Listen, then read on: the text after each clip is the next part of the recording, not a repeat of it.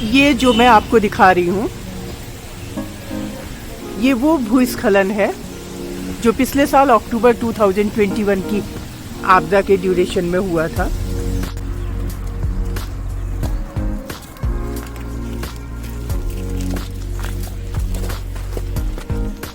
आप बताएंगे कि ये रास्ता क्यों रोका हुआ है इस तरीके से? ऐसा नहीं था, इतना मतलब बारिश होती थी लेकिन इतनी ज्यादा नहीं होती थी ना, क्योंकि अब पेड़ कट गए, जंगल पूरे अचानक कमजोर हो गई है, ट्रैफिक इतना हो गया है।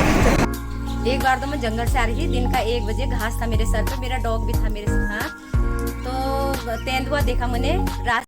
हाय my dear all, I hope आप सभी अच्छे होंगे।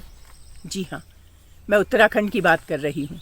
बरसात का मौसम दस्तक दे चुका है। बेशुमार वनों की कटाई, अंधाधुंध कंस्ट्रक्शन, चट्टानों को तोड़ने के लिए डायनामाइट से भारी विस्फोट, नदियों में मलबे का निस्तारण, इन सब का परिणाम है प्राकृतिक आपदा की फ्रीक्वेंसी और तीव्रता यानी कि इंटेंसिटी में खतरनाक रूप से बढ़ोतरी का होना। बरसात में पहाड़ों में रोड्स का ब्लॉक होना एक नॉर्मल फिनोमिनन हुआ करता था, लेकिन वाहनों पर बोल्डर्स, चट्टानों और पेड़ों का गिरना रेयरली सुनने में आता था। आज बारिश की आवाज सुकून नहीं देती है, बल्कि एक दहशत पैदा करती है। तो चलिए चलते हैं भीमताल, जो कि एक टूरिस्ट प्लेस है और नगर पंचायत भी। ये नाला है, ये नाले के इस साइड पॉली हाउस है, ये नाले के दूसरे साइड आप देख सकते हैं पॉली हाउसेस की पूरी रो है। और ये पॉली हाउसेस जो कि पिछली बार की आपदा में पूरी तरह से डैमेज हो चुके हैं, इस बार बरसात से बचने के लिए दीवार का कंस्ट्रक्शन चल रहा है। और साथ में आप ये देख सकते हैं, ये जो आपको मलबा देखने को मिल रहा है, ये सब पिछले साल की आपदा के दौरान ये मलबा आया था। करते हैं हाँ। तो ये जो मलबा है ये कैसे, मतलब कब का आया हुआ है? ये पिछले अक्टूबर में आया था। अक्टूबर नवंबर में जो आपदा, बहुत ज़्यादा आपदा आई थी। अच्छा, तो हमारा तो कम से कम सभी सामान बह गया था यहाँ से। अच्छा, पूरा 2 करोड़ का नुकसान हुआ है डॉक्टर साहब को। तो इसीलिए आप ये सब दीवार बना रहे हैं इस बार? हाँ, इसलिए दीवार बना रहे हैं। मतलब लोगों को वो है नहीं, कोई गौर नहीं करता। जैसे आप यही रोड है, नीचे से कोई वहाँ से जाम लगा देता, कोई वहाँ से मलबा डाल देता, सब ऐसे ही रहा। तो जब पिछले बार इतना मलबा आया तो क्या सरकार प्रशासन ने कुछ किया? प्रशासन ने तो कुछ भी नहीं किया, इसमें कुछ भी मदद भी नहीं की। प्रशासन रोड ही खुलवाना मुश्किल हो गया, महीनों तक तो गाड़ियाँ अंदर ही रही। और जो पूरा सामान था वो तो सब बह गया था, कुछ भी नहीं बचा पॉली हाउस में। दोबारा ये अभी दीवार का कर रखा है।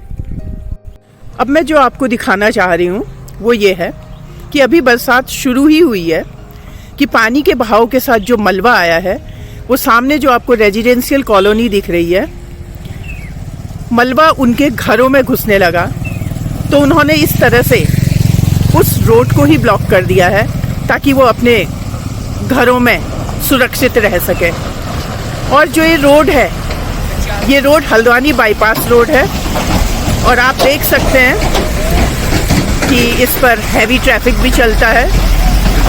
और रोड के हाल बरसात में ही नहीं, हमेशा ऐसे ही रहते हैं।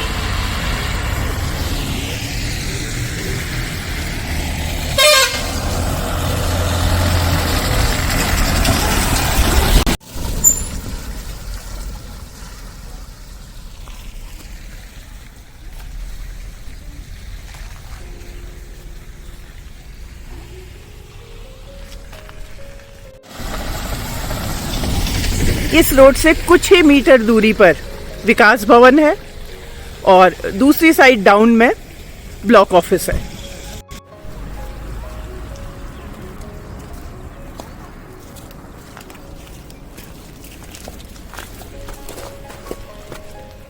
आप बताएंगे कि ये रास्ता क्यों रोका हुआ है इस तरीके से?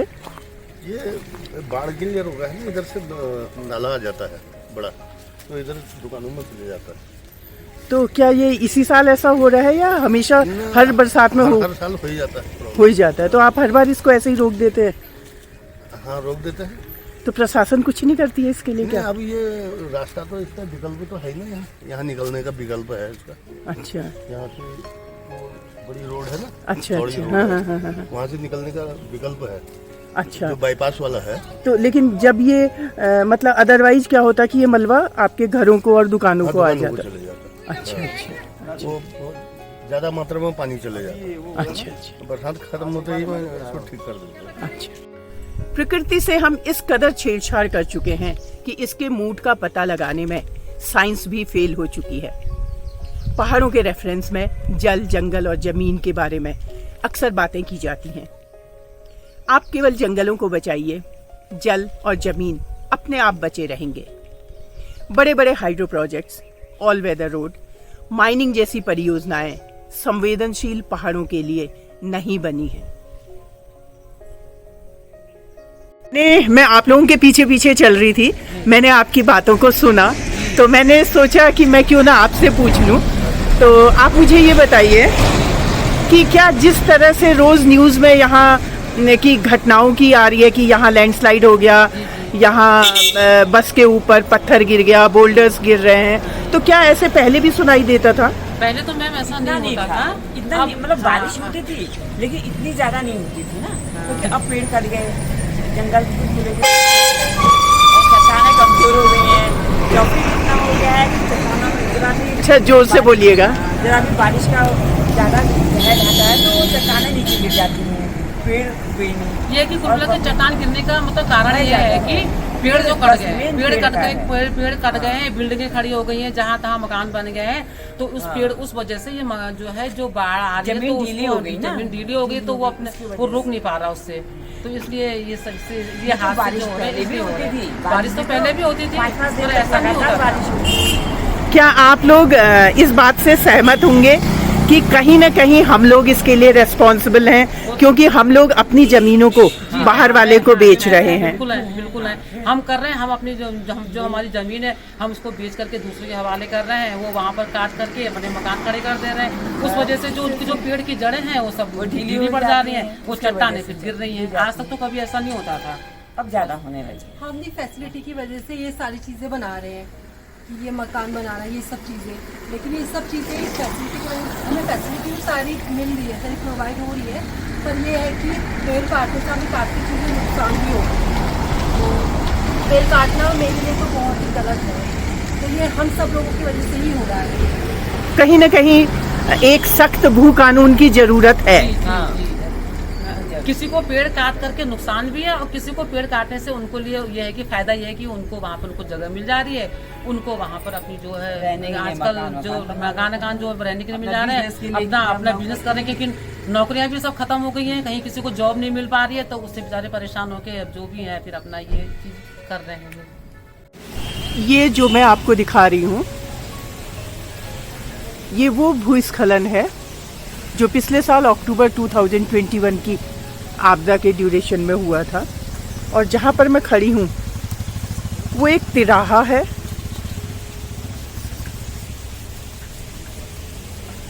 देख सकते हैं इस भूस्खलन के एकदम सामने एक ऑटोमोबाइल रिपेयरिंग की दुकान है, साथ में छोटी मोटी मार्केट है, और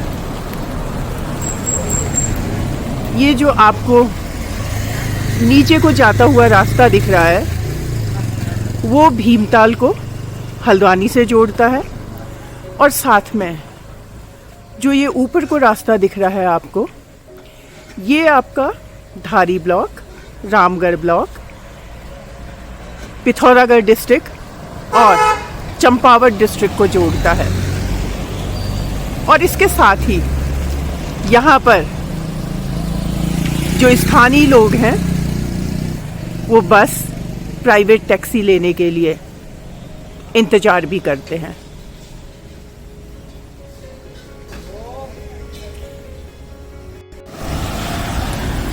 अभी बरसात शुरू हुए कुछ ही दिन हुए हैं कि मलबा गिरना शुरू हो गया है। जनता का चलता है वाला एटीट्यूड, नेताओं की बेरुखी और प्रशासन की लापरवाही का जीता जागता उदाहरण है। प्रशासन तब एक्शन में आती है जब कोई दुर्घटना हो चुकी होती है।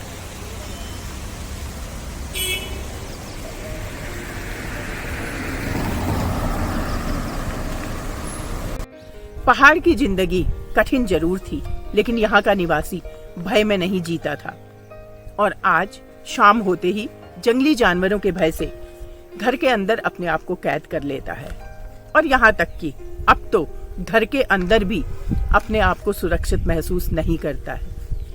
दिन के उजाले में लेपर्ड के घर में घुस आने की घटनाएं भी सामने आने लगी हैं। और बरसात में घर के अंदर पानी और मलबे का आना और घर के ढह जाने की चिंता हमेशा सताए रहती है। गीता जी, एक बात बताइए कि क्या अब आपको यहाँ पहाड़ों में रहना असुरक्षित सा लगने लगता है? जी, किस तरह से?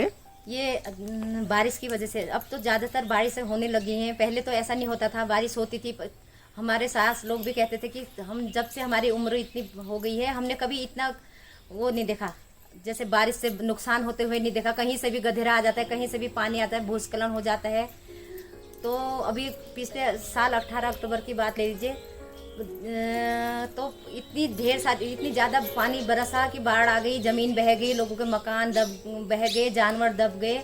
और हमारे इधर यही पास में हमारी अपनी ज़मीन में भी, वहाँ भी कभी देखा ही नहीं था, अच्छी खासी ज़मीन बह के गधेरे में तब्दील हो गई।